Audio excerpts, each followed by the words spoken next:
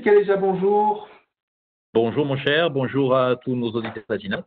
Alors, nous sommes en direct avec la mairie de Saverdin et son maire Philippe Caléja, qui a été renouvelé dans son exercice, pas mis en place officiellement au niveau de son nouveau conseil municipal.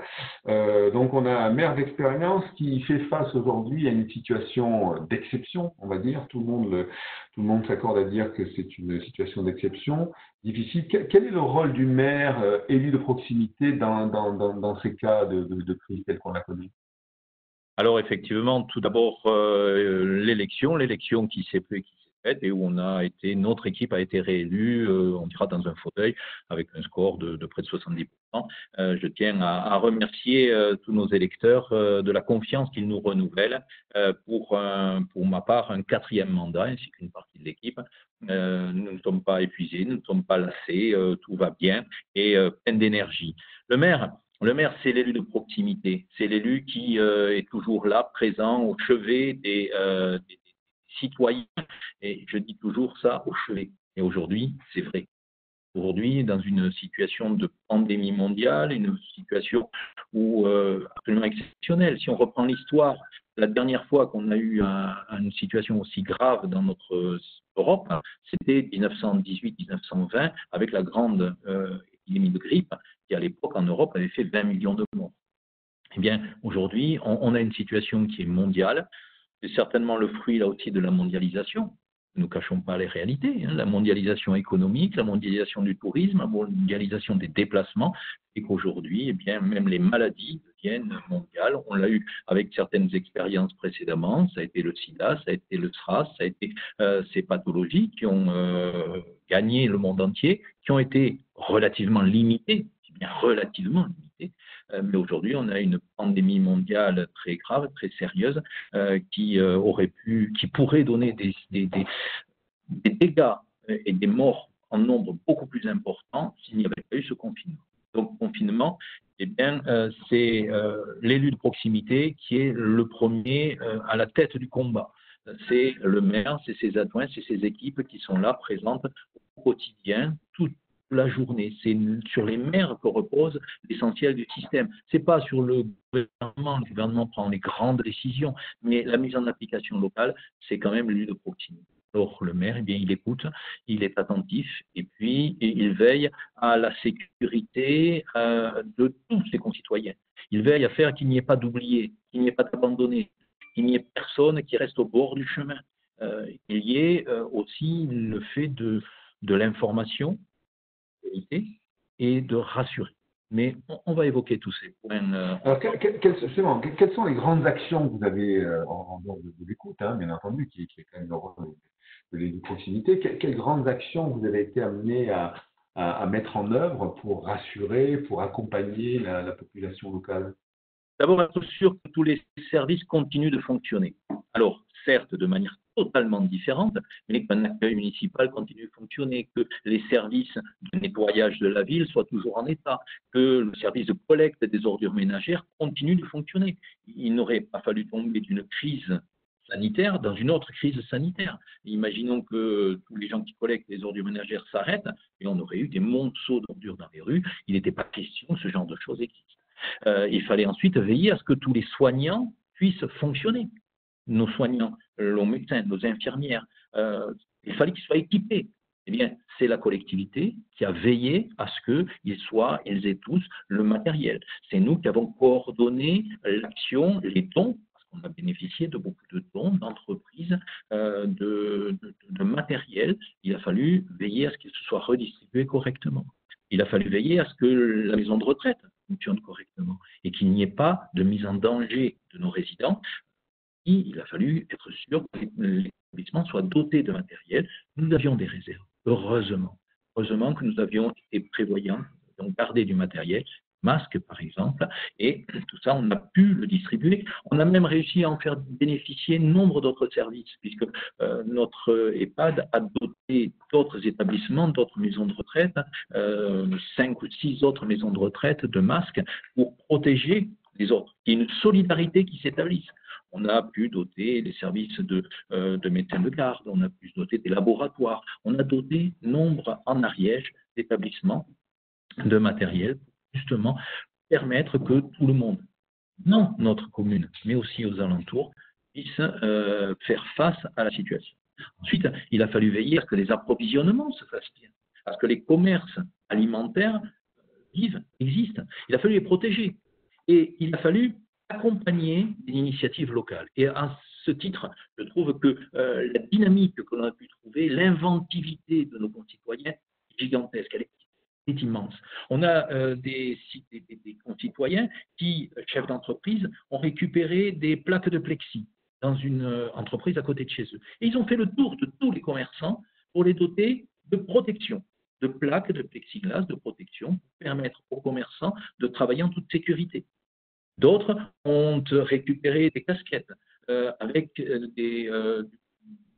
vous savez, ces revêtements de documents transparents. Ils ont fabriqué des protections. Ils en ont doté tous les commerçants, tous les artisans, tous ceux qui étaient exposés, les caissières dans les grandes surfaces, tous ces héros du quotidien pour faire qu'ils continuent de travailler, qu'ils continuent d'être présents. On a épaulé les différents commerçants pour leur donner des informations, du matériel, tout ce que l'on pouvait. Cette solidarité, elle a été extraordinaire et elle fonctionne remarquablement bien. Ensuite, on a mis en place des outils de communication. Et nous avons inventé ici sur Saverdun un rendez-vous hebdomadaire en direct, un Facebook Live, donc une émission sur Facebook en direct, le mardi soir et le vendredi soir à 19h. Je donne rendez-vous à tous ceux qui le désirent à cette heure-là pour un temps de partage et d'information. Justement, qu'est-ce que vous leur dites? Est-ce que c'est simplement pour les rassurer? C'est une information pratique? À quoi ça sert ce Facebook Live? Ce Facebook, il sert d'abord à dire quelle est la situation sanitaire sur Saverdun. Étant bien placé en tant que médecin généraliste et puis médecin pompier, médecin urgentiste, j'ai la capacité d'avoir justement cette information. Et donc, je peux, dans un premier temps, leur dire ce qui se passe. Parce qu'on entend sur les grands médias nationaux d'information que de la catastrophe, que des choses, on ne parle que de réanimation, on ne parle que de mort. Il y a aussi le reste. 99% de nos concitoyens se remettent très bien de cette maladie. Elle est sérieuse, elle les affaiblit énormément, mais 99% se remettent parfaitement. Et donc, leur dire, leur répéter, leur dire qu'il y a eu combien de personnes à peu près nous avons vu en consultation, comment sont organisés nos cabinets, les rassurer pour tous les éléments, leur dire qu'est-ce qu'il en est, par exemple, du SHIVA, de notre hôpital, et aujourd'hui il n'est pas saturé, heureusement, c'est un fait du confinement. Leur dire que nous avions imaginé sur Saverdun avoir une cellule d'accueil des SDF porteurs du coronavirus. On a tout mis en place pour le faire éventuellement. Finalement, nous ne l'activerons pas pour l'instant, il n'y en a pas le besoin. Leur dire qui sont les commerçants qui sont ouverts. Leur dire qu'est-ce qui se passe en matière culturelle. Vous voyez, derrière moi, vous apercevez des tableaux. Eh bien ça, ce sont des œuvres de Saverdunois. La culture, on peut parfaitement, confiné chez soi, continuer à créer, continuer à faire des œuvres. Nous avons, en ouverture de cette émission, tout le temps, M. Claude Delrieux, qui est un chanteur saverdunois, musicien, qui a créé une chanson pour Saverdun. Eh bien, nous lui donnons un écho, nous lui disons soutenir cette action, soutenir également l'action de toutes les couturières, ces petites mains, couturiers et couturières, qui sont capables de faire des masques en tissu. Alors, oui, la mairie a passé une commande de 4000 masques dans le pays d'Olme auprès d'une entreprise. On fait de la proximité, évidemment. Hein, c'est quand même une révélation de cette grande crise. Cette grande crise, elle nous rappelle que finalement, si on fonctionne dans un tissu de proximité, le monde tourne quand même nettement mieux. Alors, on explique comment faire et on permet aux gens de savoir qu'est-ce qu'on fait. Donc, on a été acheter du tissu, on le met à disposition de citoyens, ils viennent le chercher en mairie, ils nous ramènent des masques à distribuer aux personnes plus fragiles, à ceux qui en auraient besoin. Et on va ensuite, effectivement, faire que toute la population puisse être dotée. Donc, c'est une émission qui nous permet d'informer, de dire exactement ce qui se passe, d'informer sur une action forte que nous avons menée, le portage des denrées alimentaires. On a installé ce que j'appelle et ce que j'appelais de mes voeux depuis quelques mois, mais vous savez, quand va bien, c'est toujours difficile d'inventer des choses quelquefois, je vais dire, un Amazon local. Allez, qu'on soit capable de faire que nos commerçants locaux aient un service de livraison à domicile. Eh bien, les citoyens de Saverdun s'inscrivent en mairie, petit coup de téléphone, ensuite ils passent par téléphone de 100, et nos services municipaux vont prendre livraison chez le commerçant, l'amènent au domicile, la personne fait un chèque, on ramène le chèque et on a notre système de livraison à domicile. Mais aussi un système de livraison pédagogique. Certaines familles en difficulté n'ont pas la capacité d'imprimer les cours de leurs enfants. Ils s'inscrivent en mairie, et nous imprimons les cours et on les leur ramène. On a certaines familles qui n'avaient pas d'ordinateur. Une entreprise nous avait donné des ordinateurs, on les a mis à disposition. Voilà, informer sur. On voit qu'il y a un gros travail, Philippe Caléja, donc de la municipalité pour gérer cette crise. Ça fait un mois, on est allé au milieu du gué, on va dire. Ou, du moins, on nous a donné une perspective d'un gué qui devrait arriver le 11 mai, donc un démarrage du déconfinement. On s'est occupé pendant un mois de découvrir cette crise sanitaire. On parlait un petit peu en préparant cette émission qu'il y aurait une autre crise qu'on va devoir gérer à la sortie du confinement et peut-être un peu plus tard, qui sera tout aussi catastrophique, c'est l'économie, la santé des artisans, des commerces qui, malgré les efforts des citoyens et des mairies de pouvoir un petit peu travailler sur le local, la fourniture de services aux commerçants. Est-ce que vous aussi, il vous semble que le tissu économique va être assez affecté après cette période? On va vivre, on vit déjà, et on va vivre une époque terrible, une époque de chambardement économique titanesque. Titanesque, quand je vais reprendre la comparaison du Premier ministre, il faut qu'on compare cette crise à celle de 1929. Or, 1929, il a fallu des années pour s'en remettre. Et là, ce sera la même chose. Aujourd'hui, les artisans, et en particulier les petites entreprises, les artisans avec un salarié ou deux salariés, sont en énorme difficulté. Ils n'ont pas beaucoup de trésorerie face à la situation. Ils n'ont pas l'administration solide derrière pour faire les démarches pour le chômage partiel, pour être les acteurs de toutes les aides qui peuvent être données. Donc, énormément. Il faut qu'il y ait une solidarité importante. Pourquoi? Parce que les particuliers n'ont pas envie qu'ils viennent à leur domicile pour faire des travaux. Ils n'ont plus de travail. Leur carnet de commandes, ils en ont, mais ils ne peuvent pas les mettre en œuvre. Il faut qu'il y ait une action forte de la force publique pour les aider. Nous avons commencé à inventer des chantiers, la réfection de classes de l'école. Une classe, un peintre qui est dedans, de l'entreprise de peinture, et qui refait la classe en totalité. On a décidé qu'il y aurait 4, 5, 6 classes qui seraient refaites. La piscine municipale avait besoin d'être rafraîchie. On a décidé qu'un peintre, une entreprise de peinture, nous allions lui donner le marché. Une toiture qui devait être refaite au-dessus de la cantine municipale, on a lancé le marché. Des marchés qui n'étaient pas vraiment décidés encore, on les a lancés, inventés pour donner du travail. Le marché de plein vent. Le marché de plein vent, il était fondamental qu'il perdure, qu'il existe. Pourquoi? On a, par exemple, quelqu'un qui nous a appelé. Voilà, je suis producteur d'asperges, je n'arrive pas à écouler mon stock. Venez au marché et il vend tout ce qu'il amène. Tous nos producteurs locaux, on redécouvre leur qualité, on redécouvre leur existence. Ça, encore une fois, je le dis, c'est un des effets bénéfiques. Donc, il faut qu'on lance un grand plan.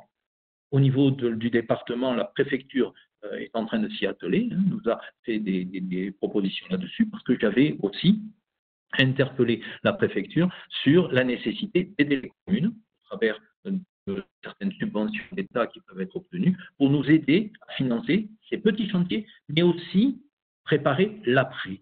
L'après, la sortie du confinement, en donnant du travail à tous ces artisans, toutes ces entreprises, une extension de l'EHPAD, de la maison de retraite de Saverdun qui était prévue, nous l'avons programmée pour la sortie de confinement, c'est-à-dire que les artisans soient capables d'agir à partir des mois de juin, juillet, août, septembre, parce qu'il ne faut pas se faire d'illusions. L'été sera difficile. Nous n'aurons pas habituellement en France le mois d'août, plus personne ne travaille. Eh bien, il faudra certainement que nombre d'entreprises travaillent au mois d'août. Il y aura un chambardement au niveau de l'activité et au niveau des congés ou au niveau de la manière d'appréhender ces congés. Chaque entreprise le verra à l'aune de son fonctionnement, de ses capacités, mais nous aurons certainement des changements très importants. Toutes les professions, même les professions libérales, regardez ce qui se passe aujourd'hui, les coiffeurs. 2 mois sans aucun travail et on ne sait pas même pas s'ils vont réouvrir après, c'est compliqué. Les restaurateurs, alors certains, on les a incités, on les accompagne, ils font aujourd'hui de la vente à emporter. Vente à emporter qui permet de limiter un petit peu la casse, d'avoir un certain niveau de recettes malgré tout, qui permet de sauver les meubles. Mais certains autres sont aussi en immense difficulté. Prenez les dentistes. Les dentistes ne travaillent plus du tout. Les kinésithérapeutes, les ostéopathes, plus de travail, arrêt complet de leur activité. Ça fait un trou énorme dans la comptabilité, dans les recettes. Il va falloir, à un moment donné, réactiver tout ça, aider tout le monde à reprendre le dessus, mais prenez aussi tous les salariés. Les salariés qui sont aujourd'hui, qui ne travaillent pas, certes, ils sont tous en chômage partiel ou avec des revenus, un salaire qui est maintenu. Les primes ne sont plus là. Donc, les montants qu'ils touchent, leurs recettes, vont être largement diminués. Bref, il y a vraiment nécessité d'une action globale de tous pour arriver à faire un effort. Les collectivités doivent le faire de notre côté, toutes les collectivités, mairies, communautés de communes, conseil départemental, conseil régional. Il faut que tout le monde s'allie pour avoir un grand plan d'action qui permette localement, dans le territoire, de sauver les petits. L'État mettra certainement des grandes actions pour les grosses entreprises, mais elles ne nous regardent pas en arrière. Ce n'est pas ça qui nous concerne. Ce qui fait la vie du territoire rural, c'est l'artisan. Ces artisans, à nous de les sauver, à nous de les aider, à nous de leur permettre d'exister et de perdurer. Et les petits producteurs, la production locale, production agricole locale, eh bien, redécouvrons. Et vous savez, il y avait ces prémices depuis des mois, des années, où on sentait que vraiment, il y avait ce sentiment de la population de se dire il faut vraiment qu'on revienne à des valeurs de qualité, des valeurs de proximité. Bien, là, regardez, la leçon à tirer de cette pandémie, de ce confinement, c'est vraiment celle-là. Soyons capables de regarder autour de nous ce qui se passe et d'être prêts à aller consommer proximité.